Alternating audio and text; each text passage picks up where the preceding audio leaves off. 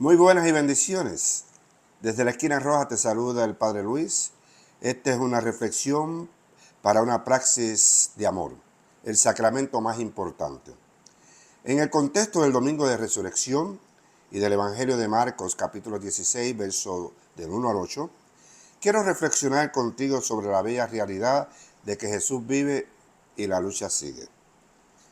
Durante esta reflexión en este Domingo de Resurrección quiero enfatizar por lo menos 4 retos para nuestro discipulado y para nuestra manera de construir iglesias.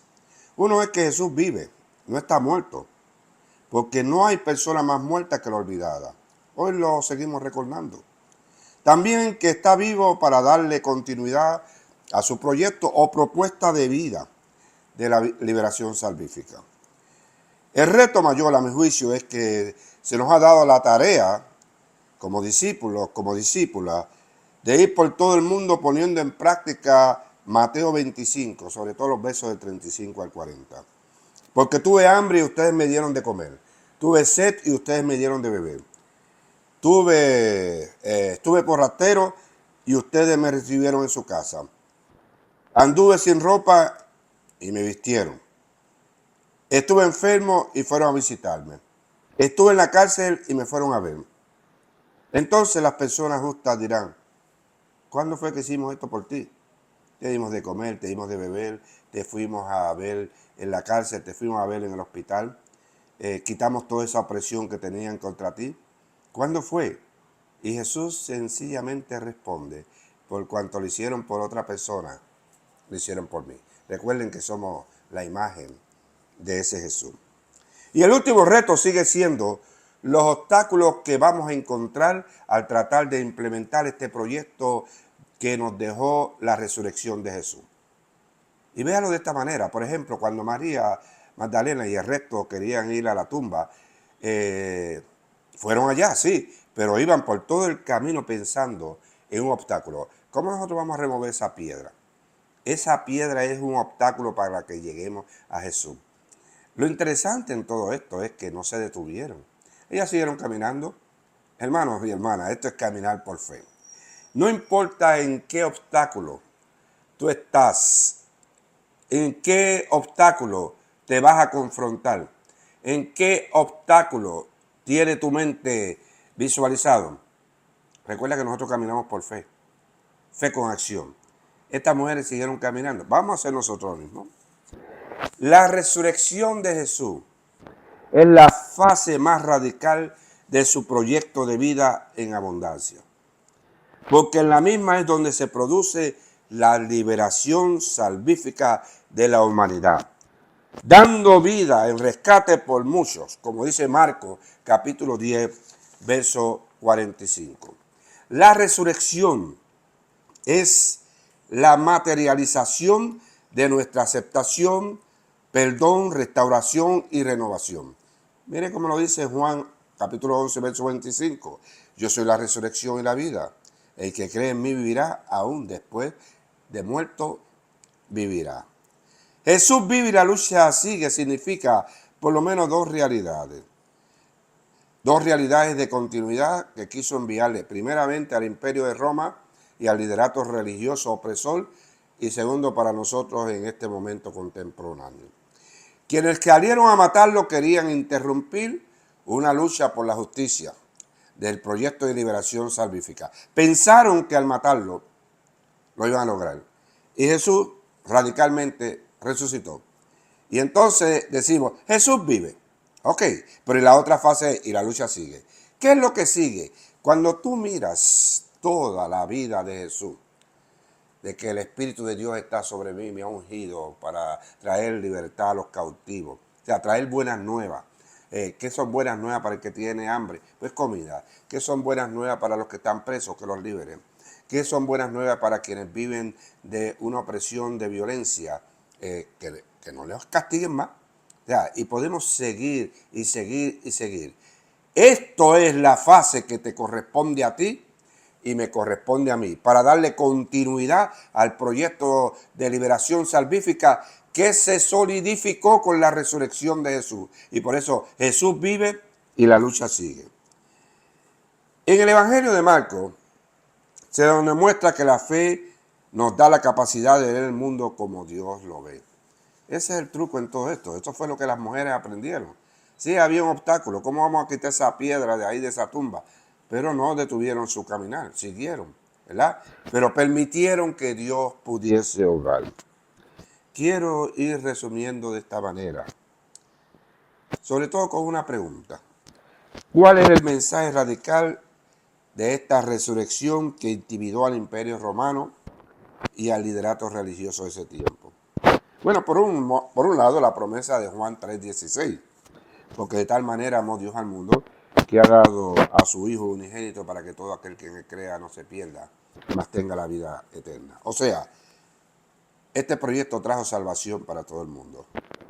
Y por otro lado, el temor de que quienes ejercían la opresión contra el pueblo, que pensaban ya salimos del problema que se llama Jesús, ahora descubren que no salieron del problema, porque Jesús acaba de resucitar, y en el reclutar a otras personas y enviarlos, se bregó con el efecto multiplicador. Había un mensaje en esta resurrección de que algunos de los males sociales de la época podían ser eliminados. Entre estas, las prácticas generalizadas de la esclavitud. En todo el imperio, recordemos que la mitad del imperio romano en ese momento eran personas esclavas, porque así es que funcionan estos imperios, viven de la opresión del pueblo. La resurrección de Jesús también envía un mensaje de un proceso contra las cargas de impuestos excesivos que los romanos habían impuesto al pueblo de Palestina porque lo tenían colonizado. El mensaje que era tan amenazador para estas autoridades, ellos consideraban que la presencia de Jesús era radical. Al saber de la resurrección se dieron cuenta que había algo mucho más radical, que Jesús vive y la lucha sigue. Por lo tanto, la resurrección de Jesús significa entonces un seguimiento a la igualdad de género, resaltando el sistema patriarcal del judaísmo, que Jesús demostró cuando reclutó a mujeres como María Magdalena, la apóstola de los apóstoles, a su movimiento. La resurrección de Jesús era una amenaza al imperio de Roma y a la clase religiosa porque es una especie de seguimiento para dar buenas noticias a las personas oprimidas. Si Jesús resucitó, fue con este propósito, hermanos y hermanas, de darle seguimiento a este proyecto que él había comenzado aquí y ahora. En la actualidad es necesario entender que la iglesia es mucho más que un simple edificio con personas que vienen a adorar.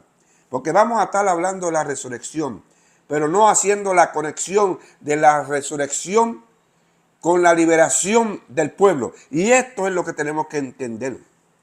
Las tendencias de muchas iglesias es la de no prestar atención a las exigencias de las escrituras.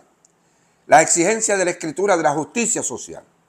Y mucha gente se suben al púlpito y predican un evangelio que no tiene conexión con las realidades del pueblo. No para que se acomoden a esa opresión. Por el contrario, para que se liberen. Por eso fue que crucificaron a Jesús. Porque vino a traer una solución a un mal que tenía remedio. La resurrección de Jesús, al ser radical como lo es, debe de predicar un aquí y ahora. Cuando nuestras comunidades son devastadas por el hambre, la opresión, el desempleo, la brutalidad, la violencia,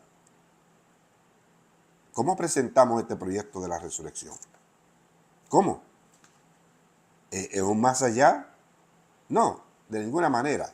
Hay que comenzar a entender que nosotros como liderato religioso tenemos que tener esa capacidad de ayudar al pueblo a entender la escritura en el contexto de las realidades que están viviendo en la actualidad. Las congregaciones necesitan escuchar la justicia de la resurrección dirigida repetidamente para contrarrestar todo tipo de opresión.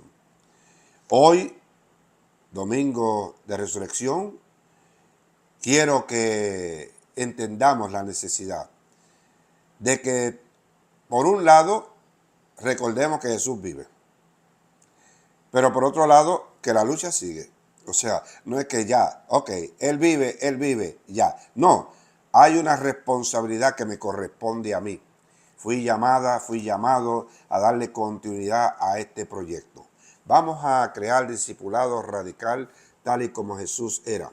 Vamos a crear unas iglesias radicales que podamos entender a la luz de la Escritura lo que está pasando con toda esta opresión.